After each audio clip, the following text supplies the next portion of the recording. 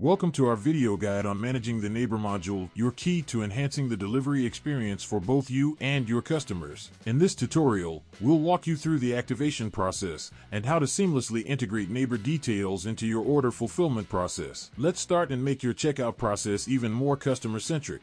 After a successful installation, head to the admin area. Navigate to the Modules and Extensions tabs. Locate the Neighbour Module and activate it by toggling the option. With the Neighbour Module enabled, customers can now provide Neighbour details during checkout.